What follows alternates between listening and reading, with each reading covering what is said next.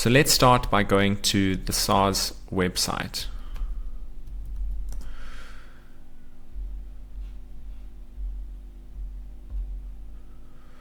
Then we go to individuals, because we are individuals, and you'll see here there's a lot of information that's quite useful, but we're just looking at, do you need to submit a return? So not sure whether you must submit an income tax return, an ITR 12. Answer these simple questions and find out. Now you'll see 9 questions which if you answer yes to, you will have to file a return. Now most people will answer no to all of these questions, but let's go through them briefly. Did you conduct any trade in South Africa? And at the bottom it says that includes every profession, trade, business, calling, occupation, or venture. So excluding letting of any property, so rental income and employment income. If you answer yes, then it will ask you to submit a return. If you're a South African tax resident, did you conduct any trade or employment outside South Africa? Did you receive an allowance such as a travel subsistence or office bearer allowance? Check your IOP5 if unsure. Did you hold any funds in foreign currency or assets outside South Africa that have a combined total value of more than 250,000 Rand at any stage during the tax year? This one's a bit more niche, but they're still quite clear on what they are asking. Did you have capital gains or capital losses exceeding 40,000 Rand? Now that's a separate issue as to what capital gains are, capital receipts, but basically on long-term investments that you've held. Was any income or a capital gain from funds in foreign currency or assets outside the public attributed to you? Do you hold any participation rights in a controlled foreign company? Don't worry too much about that one. I think if you do hold participation rights, you would know. Did you receive an income tax return, or were you asked to submit an income tax return for the tax year? And if you're a South African tax resident with a micro business, did you have a taxable turnover for turnover tax? So you'd have to be registered as a micro business for turnover tax for that to apply. So we are just going to say no and see what the next question is. Question 2, did you earn any income during the tax year 1 March 2024 to 28 February 2025? So this is for the 2025 tax year, because filing season for the 2026 tax year has not opened yet. Check out my video on tax filing season for more info on when to submit returns. So most of us will answer yes to this question, otherwise we probably wouldn't be wondering if we need to submit a return. Question 3 is just asking your age. Effectively, are you under 65, between 65 and 75, or older than 75? This affects some exemptions and the tax threshold. So because we said under 65, it asks then, was your annual income more than 95,000 Rand 750? So this amount is the threshold for paying tax, which varies according to your age. So if you chose, if you said that you're older than 65 in the previous question, then you'd have a higher threshold. Now remember that annual income means income received in a tax year, not a calendar year. So for individuals, that's from March to February. Now it explains here that income is receipts less exempt income and excluding receipts of a capital nature. Now there's a lot to unpack there about exempt income and capital receipts, but we'll leave that for now and it will be covered in another video.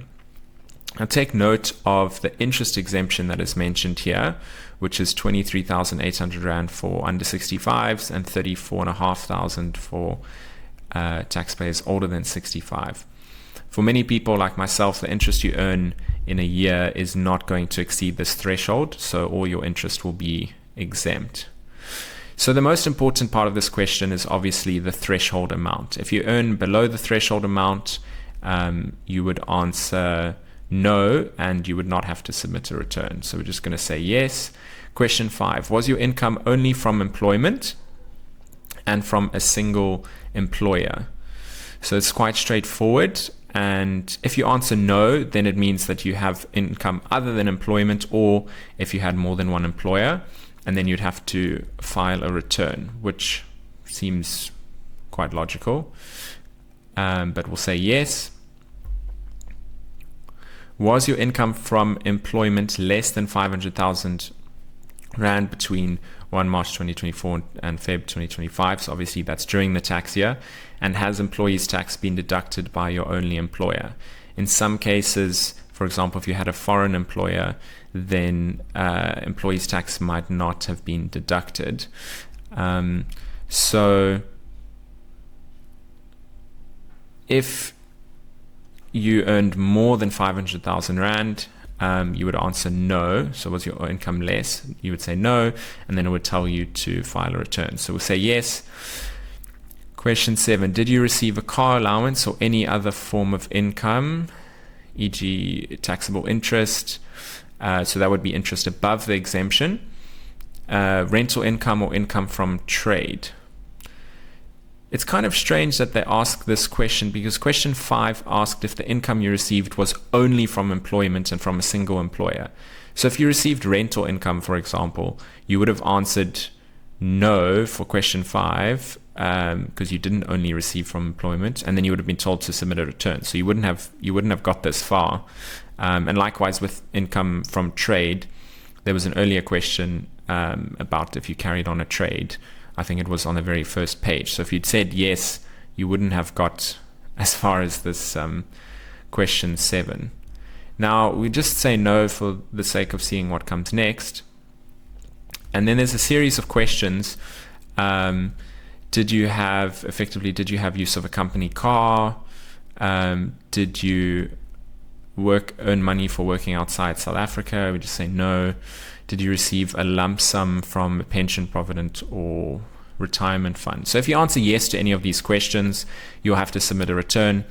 And if you answer no, it will take you to the next question. Now, obviously, if you answer no to all these questions, you will not have to submit a return. I think that's what happens after. There we go. No need to submit. So if you got as far as these last questions, this process has probably been a bit tedious, but a lot of people, like myself, would drop out earlier and would get an immediate answer of you must submit a return or you do not need to submit a return. So that's how you find out whether you need to submit a return. Thanks for watching. Hopefully you learned something and have a better understanding of what your obligations are when it comes to filing season. Please leave a comment if you have any questions or suggestions for other videos. Click the link in the description for a free resource on who needs to submit a return. Just a reminder that this video is for informational purposes only and is not intended as tax advice or a replacement for fact-specific tax advice.